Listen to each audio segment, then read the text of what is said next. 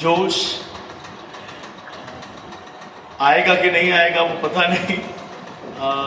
वो एक लंबे समय का संघर्ष जिसको लेकर अभी दीदी बात कर रही थी, और जिस उम्मीद पर, जिस हिम्मत पर आज वो ये भी कह रहे हैं कि अब रुका जा सकता है, उस बात को बढ़ाते हुए हम आप लोगों से आग्रह करेंगे कि अभी वो वक्त नहीं आया कि अभी आपको रुकना है। अभी हम जैसे और तमाम लोग हैं जो इस उम्मीद में बैठे हैं कि कोई शाहिद, कोई विनय, कोई संजीव आएगा, कोई जागृति आएंगी और हाथ पकड़ेंगी और बताएंगी।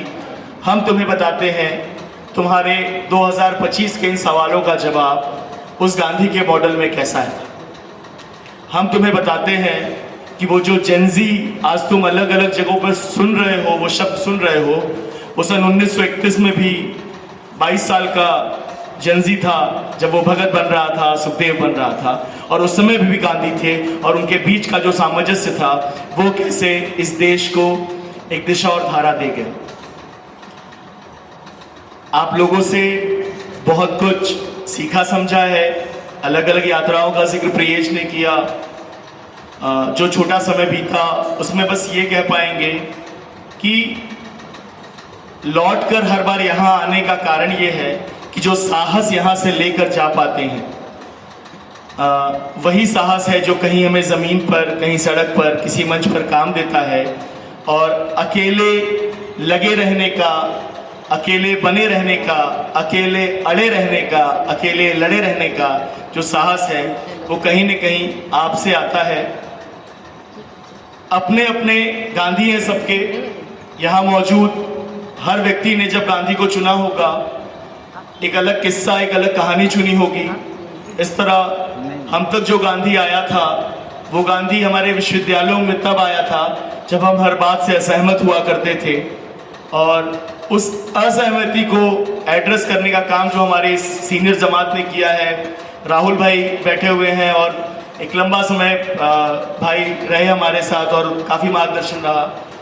उस असहमति को जितनी खूबसूरती से आपने निखारा, उसे जगह दी, उसे ताकत दी, शायद ये आज वो आवाज़ है जो कभी नारा बनकर, जो कभी तनी हुई मुट्ठी बनकर कहीं अड़ने और लड़ने के लिए तैयार है। हम लोगों के लिए गांधी, या शायद हमसे पहले उस युवा अवस्था का गांधी, एक कलेक्टिव रिफ्लेक्शन है, एक सामूहिक एक्सप्रेशन है रेजिस्टेंस का, संघर्ष का, एक प्रतिमूर्ति है संघर्ष की गांधी हमारे लिए। उनको शायद उम्र के अलग अलग पड़ाव पर अलग अलग गांधी मिलता है, देश के अलग अलग कोनों में अलग गांधी मिलता है। नोआखली में बैठे लोगों को अलग गांधी मिला होगा, केरला में बैठे लोगों को, उड़ीसा में लड़ते लोगों को अलग गांधी मिला होगा। इसी तरह उम्र के अलग अलग पड़ाव पे अलग गांधी मिलता है। हमें जो गांधी मिला वो संघर्ष का रिफ्लेक्शन है, हमारे संघर्ष की प्रतिमूर्ति है। आज ही हम लोग चंदनदा से सुबह जिक्र करते हुए अपनी असहमति दर्ज कर रहे थे, और इसीलिए दर्ज कर पाते हैं कि ये वो स्पेस है, ये वो लोग हैं जिनके पास ये हिम्मत और ये मादा है कि वो असहमति दर्ज हो। आज आप जिस जिले में बैठे हैं, आप जिस क्षेत्र में बैठे हैं, इसी क्षेत्र में आज सुबह, आज ये हमारा दिन है, और बहुत फक्र के साथ कह रहे हैं कि 2 अक्टूबर सामूहिक दिन है और हमारा दिन है, वो किसी और का दिन नहीं है। 2 अक्टूबर के दिन आंधी गिरे, आंधी चले, तूफान आए, जो आए, विजयदशमी पड़ गई, कोई त्यौहार पड़ जाए, हर साल की तरह आना जाना लगा रहेगा। 2 अक्टूबर एक दिन आता है और वो हमारा दिन है, और आज बनारस के प्रशासन ने हमसे वो दिन छीनने की जरूरत की है। और ये दुख है कि वो आवाज़ जिस मुखरता से, जिस गिरेबान तक जानी थी वो नहीं गई है। ये दुख है हमारा, मैं आप लोगों से साझा कर रहा हूँ, ये हमारा सामूहिक दुख है।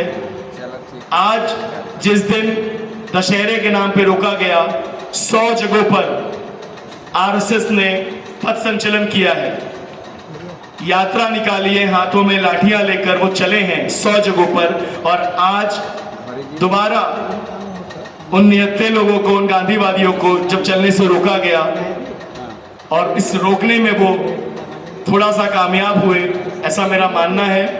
हम समझते हैं कि इस आवाज़ को और दूर जाना है।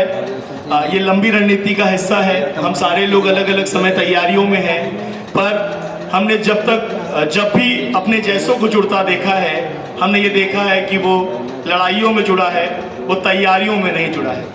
हम जब आपको लड़ता देखेंगे, हम इस फौज को बढ़ता देखेंगे। और मुझे लगता है कि तैयारियों का फेज भी आता है, लेकिन आज वो दिन था। 100 साल आरएसएस कल मना रही थी, कल वो सिक्के, उनका टकसाल, उनके कानून चल रहे हैं, उनके सिक्के जारी हो रहे हैं। उसकी चिंता किए बगैर आज वो दिन था। ऐसा हमें महसूस होता है कि आज वो आवाज़ और मजबूती से जानी चाहिए थी। वो आवाज़ गई है और आशा करते हैं इस बात को हम यहाँ नहीं छोड़ेंगे। आने वाले इस पूरी यात्रा में यहाँ से लेकर दिल्ली तक जो मिलेगा हम सबको बतलाएंगे कि 2 अक्टूबर का दिन हमें गांधी जी का माल्यार्पण करने से रोकने का काम इस प्रशासन ने किया है। और इस बदतमीज प्रशासन ने ये जरूरत की है।